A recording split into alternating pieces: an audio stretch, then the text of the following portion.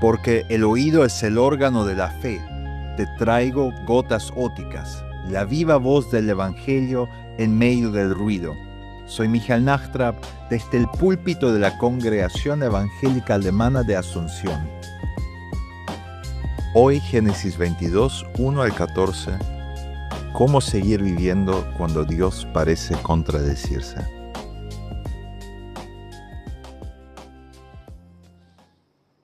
Leemos entonces Génesis 22, 1 al 14. Después de esto sucedió que Dios puso a prueba a Abraham y lo llamó Abraham. Y él respondió, aquí estoy. Y Dios le dijo, toma ahora a Isaac, tu único hijo al que tanto amas, y vete a la tierra de Moría. Allí me lo ofrecerás en holocausto sobre uno de los montes que yo te diré. Al día siguiente, Abraham se levantó, le puso la albarda a su asno y se llevó consigo a 2 de sus siervos y a su hijo Isaac. Cortó leña para el holocausto y se dispuso a ir al lugar que Dios le dijo. 3 días después, Abraham levantó los ojos y a lo lejos vio el lugar. Entonces Abraham dijo a sus siervos, esperen aquí con el asno y el niño y yo iremos hasta ese lugar. Allí adoraremos y luego volveremos aquí mismo. Y tomó Abraham la leña del holocausto y la echó sobre Isaac, su hijo. Luego tomó en su mano el fuego y el cuchillo, y juntos siguieron caminando. Entonces Isaac le habló a Abraham, su padre, y le dijo, Padre mío. Y él respondió, aquí estoy, hijo mío. Isaac dijo, aquí están el fuego y la leña, pero ¿dónde está el cordero para el holocausto? Y Abraham respondió, Dios proveerá el cordero para el holocausto, hijo mío. Y juntos siguieron caminando. Cuando llegaron al lugar que Dios le había dicho, Abraham edificó allí un altar, luego acomodó la leña y atando a Isaac su hijo lo puso en el altar sobre la leña. Entonces extendió Abraham su mano y tomó el cuchillo para degollar a su hijo. Pero el ángel del Señor lo llamó desde el cielo y le dijo, Abraham, Abraham. Y él respondió, aquí estoy. Y el ángel dijo, no extiendas tu mano sobre el niño ni le hagas nada. Yo sé bien que temes a Dios, pues no me has negado a tu único hijo. Abraham levantó entonces los ojos y vio que a sus espaldas había un carnero, trabado por los cuernos en un zarzal. Y Abraham fue y tomó el carnero y lo ofreció en holocausto en lugar de su hijo. A ese lugar Abraham le puso por nombre, el Señor proveerá. Por eso es que aún hoy se dice, en un monte, el Señor proveerá. Palabra del Señor. Amén. ¿Veo las caras? Vamos a preguntarnos hoy, ¿cómo seguir viviendo cuando Dios parece contradecirse? ¿Cómo seguir viviendo cuando parece que Dios se está contradiciendo? Y la respuesta que vamos a desarrollar a lo largo de este sermón es seguiré viviendo en la confianza que el Dios que proveerá es el mismo Dios que ya proveyó por mí. Seguiré viviendo en la confianza que el Dios que proveerá es el mismo Dios que proveyó por mí. Vamos a ver primero el horror de la contradicción. El Dios que proveerá es el Dios que proveyó y al final seguir viviendo. Pero antes que nada, una pequeña introducción sobre cómo tenemos que leer la Biblia y sobre todo el Antiguo Testamento. Pero a decir verdad, toda la Escritura. Nosotros a veces podemos llegar a tender a leer la Biblia como si fuese un manual de reglas morales. O como si fuese un libro de superhéroes a que debemos imitar de cierta forma.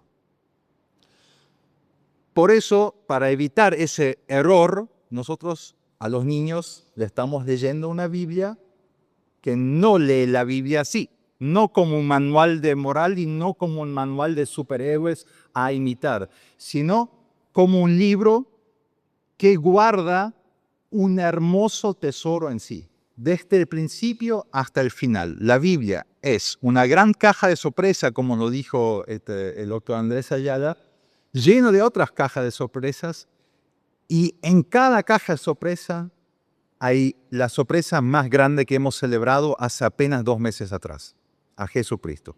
Jesucristo es el tesoro que está escondido o envuelto, por decirlo así, en pañales, en el pesebre que es toda la Escritura.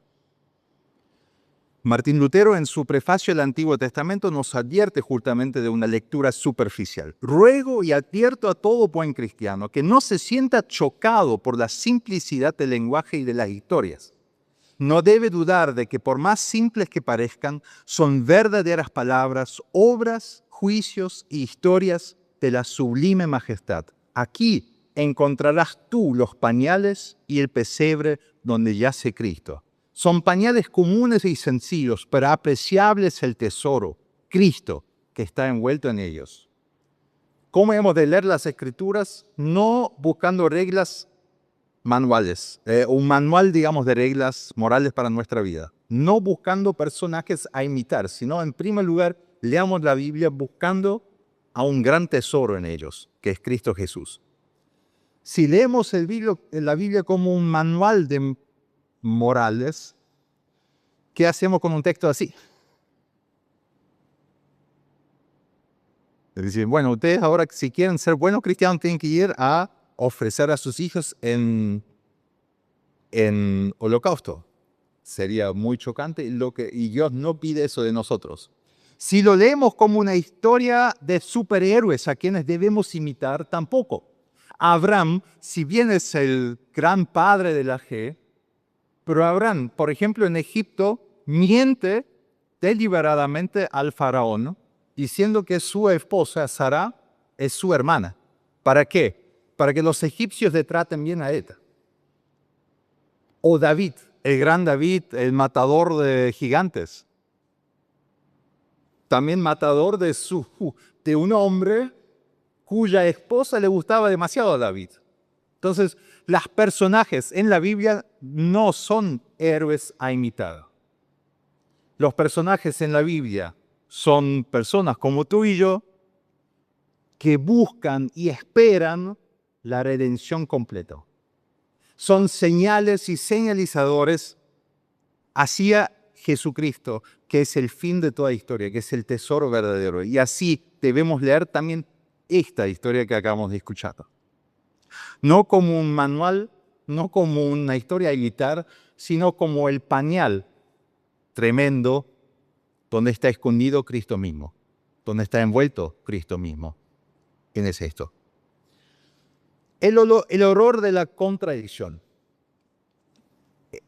Este texto que acabamos de escuchar tal vez también resulta particularmente chocante a nosotros quienes nos manejamos bajo la lógica del karma instantáneo o del instant karma. Es decir, si yo hago cosas buenas me suceden.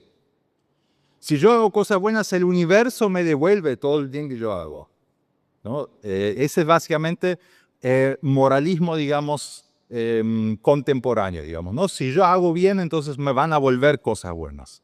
Y eso a veces uno lo ve, digamos, en toda la fascinación por los astros, uno lo ve también revestido de cristianismo, esa idea del karma instantáneo, que si yo soy bueno, me van a suceder cosas buenas. Si yo leo esa historia bajo siguiendo esa lógica, prontamente voy a empezar a sentir el peso de la culpa. Porque si me suceden cosas malas y si yo me he portado bien, quiere decir que tal vez no me he portado suficientemente bien. Tal vez algo en mi vida yo he hecho mal, una culpa que tengo que pagar. Y por eso ahora me sucede esta enfermedad y por eso tal vez ahora se me fue el negocio que estaba haciendo y por eso tal vez mi esposa me dejó.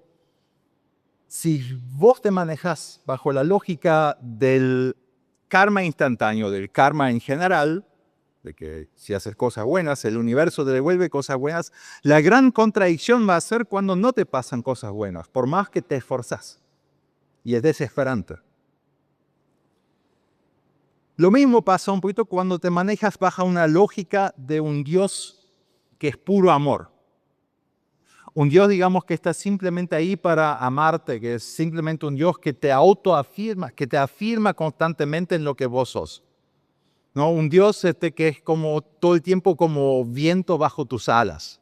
Un Dios justamente terapéutico. Un Dios que está ahí para que te sientas bien contigo mismo. El problema es cuando pasan cosas feas en tu vida.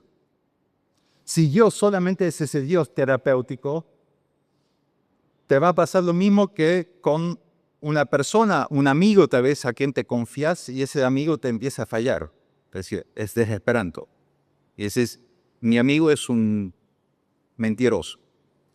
Si para vos solamente Dios es ese Dios terapéutico y te empiezan a suceder cosas malas en tu vida, ¿qué vas a hacer? Vas a decir, Dios es un mentiroso. Dios no existe. Dios es una gran ilusión. Entonces, ya sea que te manejas con la lógica del karma instantáneo, que Dios, digamos, es como el karma, que te tiene que devolver cosas buenas cuando vos haces cosas buenas, si no te suceden cosas buenas, te vas a frustrar, vas a desesperar y vas a sentir un gran peso de culpa. Si te manejas bajo la lógica de que Dios es un Dios puro amor y te suceden cosas malas, vas a desesperar de Dios y tal vez incluso le vas a dar la espalda a Dios pensando que ni siquiera existe. Ahora, ni lo uno ni lo otro es lo que sucede acá a Abraham.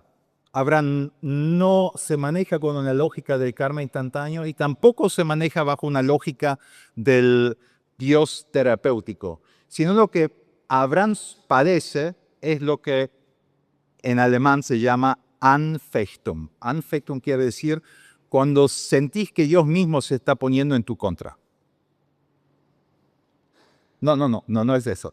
No es autoflagelarse, es sentir que Dios efectivamente parece contradecirse, porque por un lado es un Dios de amor, pero por otro lado es un Dios de santidad. Por un lado es un Dios que te ama, pero por otro lado es un Dios que te reclama que seas santo como Él es santo. Por un lado, Dios es un Dios que, como hemos cantado recién, que extiende su mano, que te sana, que siente que estás ahí, pero al mismo tiempo es el Dios que te pide a ti que el mundo pueda ver en ti a quién. ¿Qué hemos cantado recién? A Cristo mismo. Y el mundo a Cristo pueda ni ver. Eso es santidad. Tenemos acá en este texto, en esta canción, amor y santidad. La promesa de amor y el reclamo de santidad.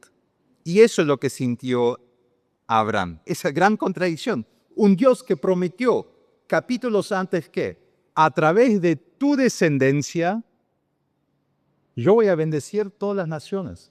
A través de tu descendencia va a venir un Salvador a este mundo. Habrá Génesis 16, etcétera, etcétera. Isaac es ese cumplimiento de esa promesa. A través de ti voy a bendecir a todas las naciones. Ahora, 19 capítulos antes de esto sucede algo que hace que Dios esté en condiciones para reclamar algo del ser humano. ¿Por qué? Porque ha ofendido a Dios, porque ha dado la vuelta, ha roto la confianza de Dios, ¿no? La gran caída. Desde ese momento el ser humano está en deuda para con Dios.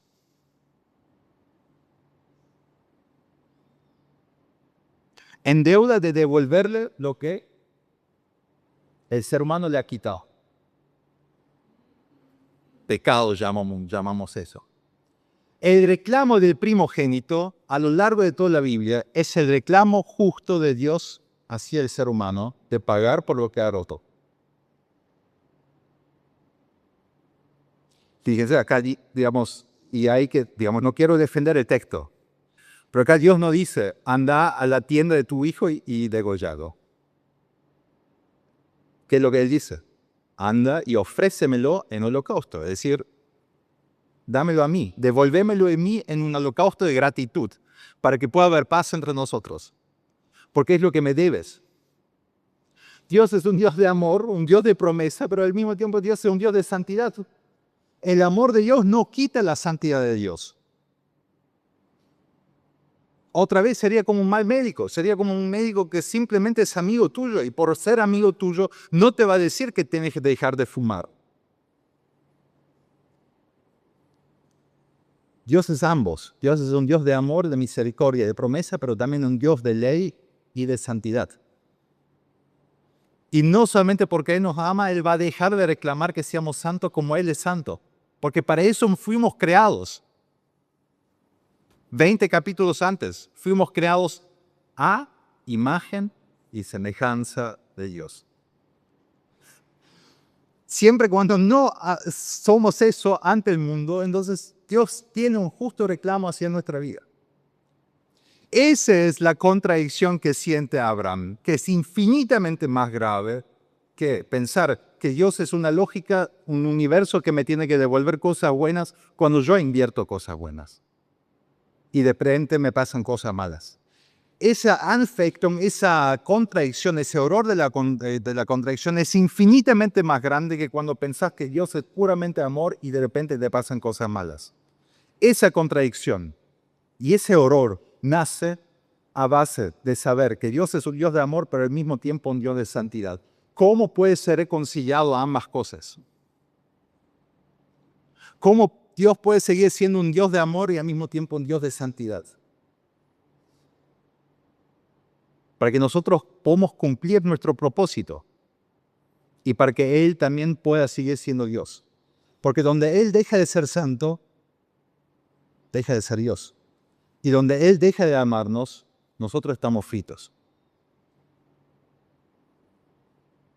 ¿Entienden la contradicción? No es así nomás, es un gran peso que siente acá Abraham. ¿Cómo seguir viviendo cuando siente que Dios parece contradecirse? Así obedece. Gran pregunta, ¿por qué? Gran pregunta, ¿por qué? Bueno, la clave está en una frase que él repite y que al final el monte donde él va se llama así.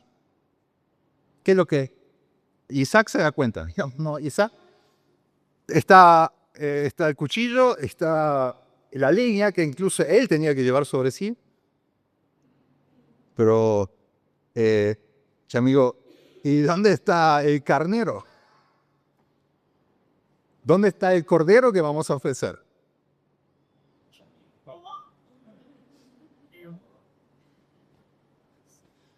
Y Abraham dice, Dios proveerá. Y el monte al final se llama el monte donde Dios proveerá. Bueno, Abraham efectivamente obedece porque cree. Se aferra de la promesa de Dios. Se aferra de que Dios le ha dicho, de tu descendencia va a salir el salvador, de tu descendencia van a ser alguien que va a redimir toda esta humanidad de vuelta. Dios mismo va a proveer el carnero para que la gran contradicción entre su amor y entre su santidad sea reconciliado a beneficio mío. Abraham, por el Espíritu Santo, tiene esa seguridad, esa certeza de que Dios va a proveer él mismo el carnero. ¿Cuál es ese carnero? Para eso tenemos que leer otra vez el texto, amigo. Porque tiene ciertas similitudes con otra historia que ustedes conocen. Es de cierta forma una parábola esta historia, se podría decir. De un hijo que va a ser sacrificado.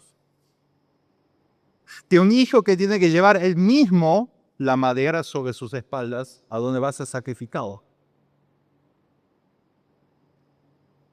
En un monte. En un monte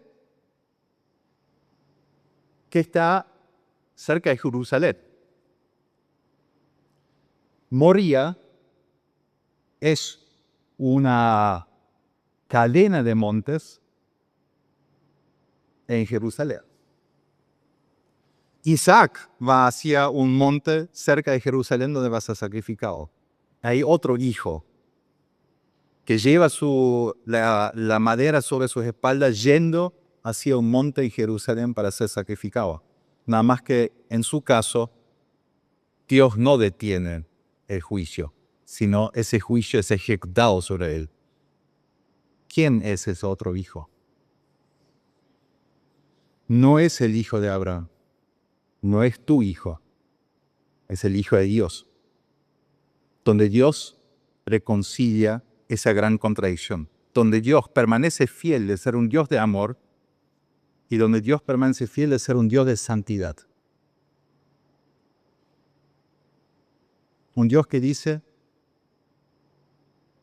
tiene que haber reconciliación entre mí y la humanidad. Y eso solamente es posible a través de un gran holocausto. A través de algo precioso. Cuando se rompa algo precioso, el costo es caro. ¿Qué es lo más caro que puedes dar? Tu propia vida. Pero tu propia vida no va a alcanzar para pagar ese costo, es impagable.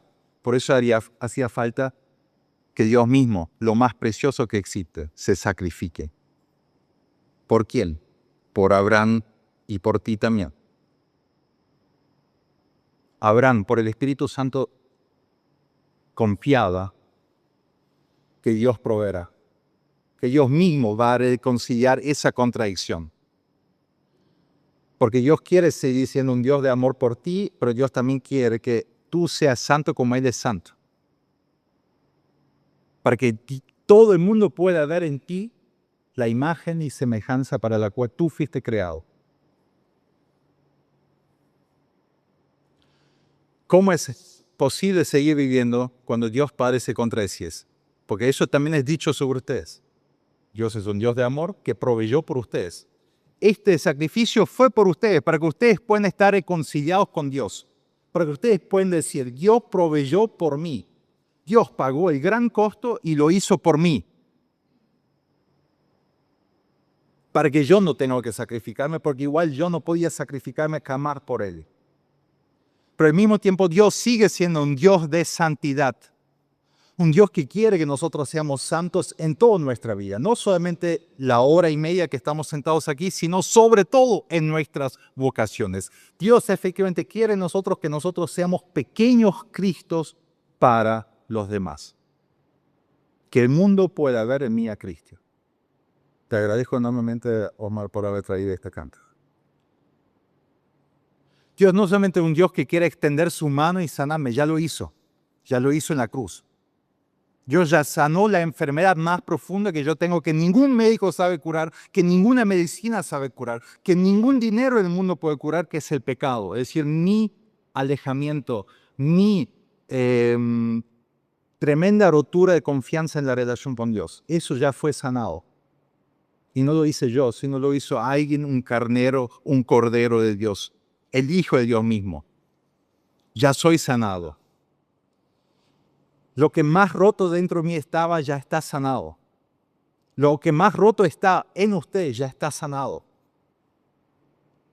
Porque ustedes ya fueron injertados otra vez en el árbol de vida, en su bautismo.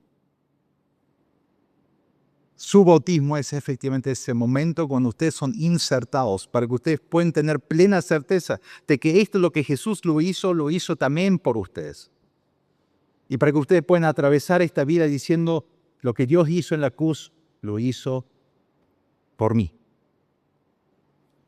Pero para seguir viviendo, cuando Dios parece contradecirse, cuando, digamos, está ese amor de Dios hacia mí, pero al mismo tiempo ese reclamo de santidad, que yo sea santo en toda mi vida, ¿cómo puedo seguir viviendo? Y eso es, por un lado, posible cuando me doy cuenta de lo que Pablo dice a Romanos 8. Y eso me gustaría que ustedes lo tengan como una frase de memorizarse esta frase. Romanos 8:32. El que no escatimó a su propio Hijo, sino que lo entregó por todos nosotros, ¿cómo no nos dará también con Él todas las cosas? El que no escatimó a su propio Hijo, ¿cómo nos dará también a nosotros todas las otras cosas? Si Dios ya te dio lo más precioso que tenía, el resto es nada. Memorizase esto. Lo segundo es Gálatas 2:20. Con Cristo estoy juntamente crucificado, bautismo, y ya no vivo yo, mas vive Cristo en mí. Lo que ahora vivo en la carne, lo vivo en la fe del Hijo de Dios. Abraham solamente pudo obedecer porque tuvo confianza, y esa confianza no vino de él, sino vino del Espíritu Santo. Para que vos puedas seguir viviendo, sintiendo la gran contradicción entre el amor de Dios y la santidad de Dios en tu vida, es necesario que digas, ya no soy yo quien vive, sino es Cristo mismo que vive en mí. No son mis propias fuerzas, no soy yo quien tiene que tener fe, sino es el Espíritu Santo que obra en mí esa fe.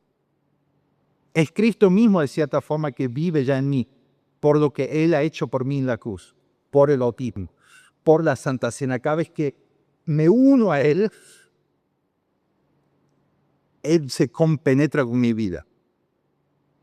Entonces, no soy yo quien tiene que seguir viviendo, sino es Cristo quien vive en mí. ¿Cómo funciona esto? No sé si ustedes están familiarizados con lo que se llama el cantus firmus. ¿No? Cantus firmus es viene un poquito, digamos, de los cantos más antiguos, digamos, cantos gregorianos, que es una melodía fija y fundamental, que de cierta forma es el constante en todas las disonancias que puede haber en un canto, digamos, pero ese es el canto que se sostiene a lo largo. Y de cierta forma, hacia el final del canto, todas las otras voces se van asimilando poco a poco con ese cantus firmus. Desde que vos fuiste bautizado, Jesucristo es el cantus firmus en tu vida. La constante. Vos puedes tener altos y bajos, pero Él es constante en ti. Y cuando te das cuenta de que Él es el cantus firmus, que Él vive en ti y tú en Él, entonces poco a poco esas disonancias se van asimilando a Él, para que crezcas a la altura de Él, para que otra vez puedas ser lo que fuiste alguna vez, imagen y semejanza de Dios. ¿Cómo es posible eso? Recordarse del bautismo. Memorizar ciertos textos de la Biblia. Memorizar, por ejemplo, el Salmo 23 y predicártelo a ti mismo. El Salmo 23 no solamente es algo que me gustaría que tengas colgado en tu cocina o en tu escritorio, sino que te lo prediques a ti mismo. Porque a través de la predicación del Evangelio, a través del uso fruto de los medios de gracia que Dios ha provisto por ti, el Espíritu Santo puede obrar en tu vida la fe suficiente para que tengas una confianza segura de que el Dios que proveyó por ti es el mismo Dios que proveerá por ti. Por eso, escucha el Evangelio gozosamente. Busca en la Biblia a Jesucristo mismo envuelto en las pañales, porque Él es tu Salvador. Toma y haz uso de los medios de gracia para que puedas seguir viviendo, confiando gozosamente que el Dios que proveyó por ti es el Dios que proveerá por ti. Amén. ¿Quieres responder a esa viva voz del Evangelio? Entonces busca una iglesia local donde el Evangelio se predique sin filtros ni adornos. Un lugar donde respondas con cantos y oraciones a ese Evangelio. Y si estás en Asunción, vení a celebrar con nosotros en la Congregación Evangélica Alemana de Asunción.